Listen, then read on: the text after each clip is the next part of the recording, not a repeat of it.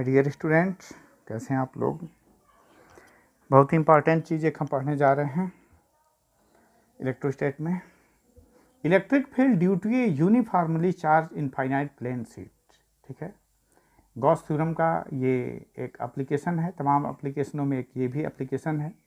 बहुत इंपॉर्टेंट है, बोर्ड के लिए ऐसे ही आ जाता है, कभी कभी पूरे के पूरा डेरिवेशन आ जाता है। ठीक है, तो इलेक्ट्रिक फील्ड हम पढ़ने जा रहे हैं।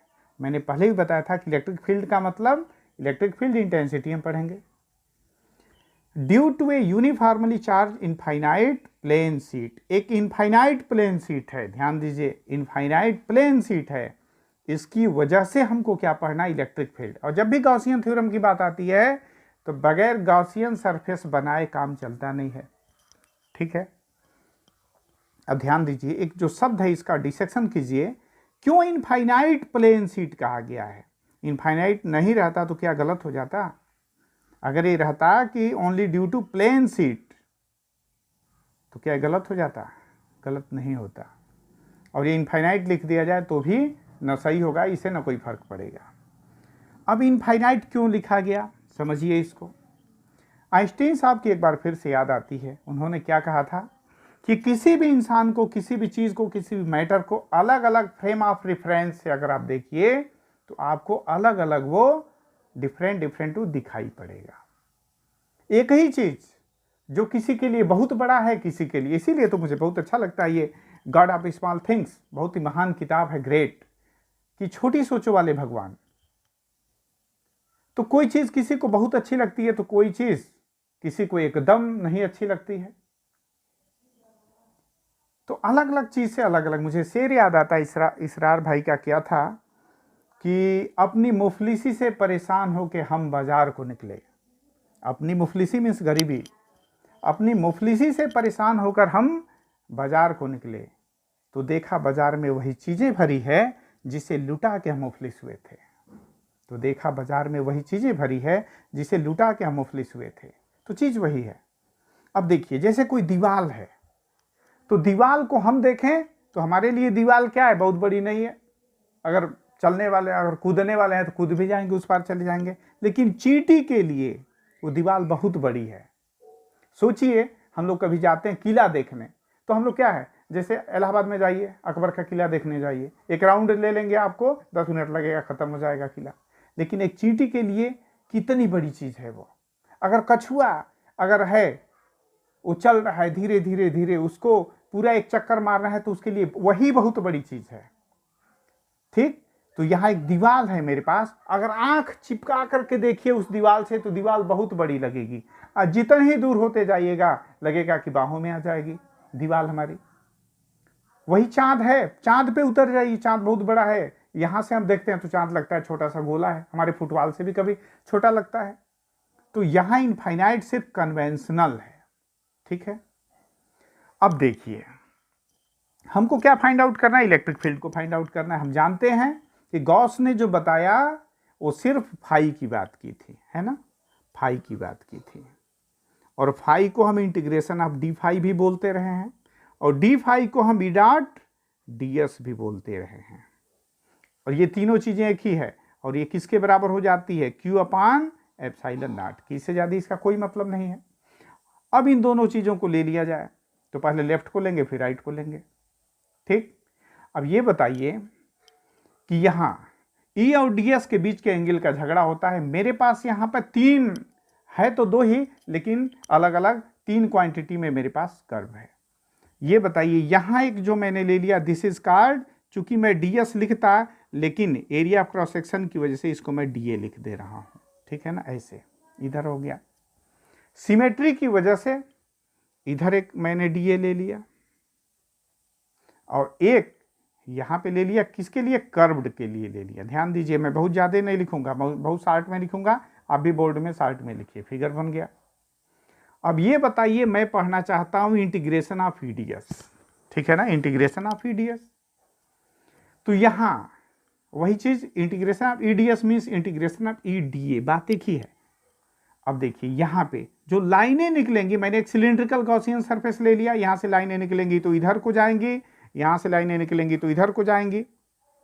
इस एरिया में कोई भी ई यानी लाइनें magnetic field lines electric field lines नहीं जाएंगी।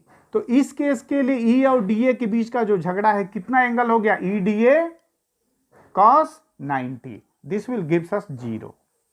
ठीक, तो मेरे पास ये बचे, सिर्फ 2 बचे। यहां क्या हो जाएगा, ई और डी के बीच का एंगल क्या हो जाएगा 0, cos 0 मैं लिख भी दूं, चलिए लेफ्ट हैंड साइड में ले लेता हूं।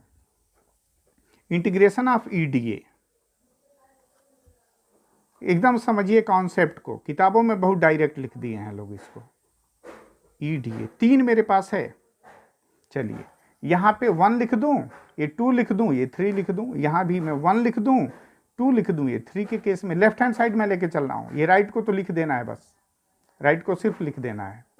अब ये बताइए पहले वाले केस में क्या हो गया, integration of E D A cos 0 है ना। दूसरे वाले केस में हो गया ई डी ए कॉस 90, और तीसरे में फिर क्या हो जाएगा, वही चीज हो जाएगा, ये दोनों एक ही दिशा में हो गए, ई डी ए कॉस 0। ठीक है ना। तो ये खत्म हो गया, cos 90 हमको 0 दे दिया, तो हमको मिला क्या चीज, integration of E D A plus integration of E D A, this comes to 0। ये लेफ्ट हैंड साइड में लिया, बोलिए ये हो गया।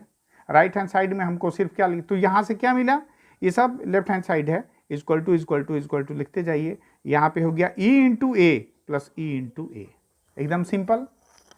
ठीक, अब मैं लिख सकता हूं राइट हैंड साइड का यूज करूं, तो राइट हैंड साइड क्या हो जाएगा, राइट हैंड साइड तो यहां हो जाएगा, लेफ्ट हमको क्या मिल गया, E A plus E A equal to, अब राइट हैंड साइड हमारा क्या है, लिख दूं यहां राइट हैंड साइड हमारा क्या है, सिर्फ क्यू अपान एप्सिलॉन नॉट, और क्यू क्या हो जाएगा, sigma into A upon epsilon not. क्यों, यहां ये जो है ना, दिस इज कॉल्ड, यहां जो चार्ज होगा हमारा सिग्मा इंटू ए हो जाएगा, क्योंकि सिग्मा क्या है, surface charge density, uniformly surface charge density, और ये हो जाएगा क्योंकि सिग्मा है ना, तो क्यू अपान हमने लिख दिया ए, यही चीज ए है, तो ये हो जाएगा हमारा सीधे सिग्मा इंटू ए अपान एफ। ये लेफ्ट को मैं लेके चला, लेफ्ट का मतलब कंफ्यूजन मत रहिएगा, ये लेफ्ट, इसकी वैल्यू मैंने लिखा, यहां तक पहुंच गए। और राइट का जब यूज किया, फ्रॉम बोथ साइड लिख दूं मैं यहां पे, फ्रॉम बोथ साइड, ठीक है, तो ये हो जाएगा sigma A upon epsilon naught हो गया। ठीक है, अब हम क्या लिख सकते हैं, यहां से 2E A is equal to sigma A upon epsilon naught हो गया। यहां से ए से ए क्या हो जाएगा, कैंसिल हो जाएगा, तो E इज इक्वल टू क्या मिला भाई लोग, E is equal to sigma upon 2 epsilon naught, है ना, यही ना होगा E, इससे ज्यादा क्या हो सकता है, कुछ भी नहीं होगा। E is equal to sigma upon 2 epsilon naught, और यही क्या है कि किसी भी प्लेट की वजह से, इनफाइनाइट प्लेट शीट की वजह से जो इलेक्ट्रिक फील्ड इंटेंसिटी होती है, इलेक्ट्रिक फील्ड होता है, E is equal to sigma upon 2 epsilon naught होता है। एकदम इसको रट लीजिए आप लोग अच्छे से। और इसमें अगर इसको वेक्टर फॉर्म में मुझे लिखना हो तो क्या हो जाएगा, अरे कुछ नहीं होगा, ये हो गया, और यहां मैं यूनिट वेक्टर का क्या कर दूं, सिर्फ गुणा कर दूं। यहां आप घबराइएगा नहीं, मैंने क्या किया, सिर्फ लेफ्ट को लेके चला था, और राइट को जब इंक्लूड कर दिया तो मैं ये लिख दिया, ठीक है ना, ये लिख दिया, क्यों मतलब ये यहां से, तो ये हो गया E। This is electric field, किसकी वजह से, due to infinitely plane sheet, इसकी वजह से हो गया। ठीक है ना, तो ये बहुत ही इंपॉर्टेंट ये चीज होता है, ये डेरिवेशन होता है, बहुत ही छोटा है, जब भी बोर्ड में आए तो इसको आप आराम से इसको लिख सकते हैं। ठीक है ना, तो ये सबसे बड़ी बात है, ये हमारा E हो गया। इसको आप लोग खूब अच्छे से तैयार कर लीजिए।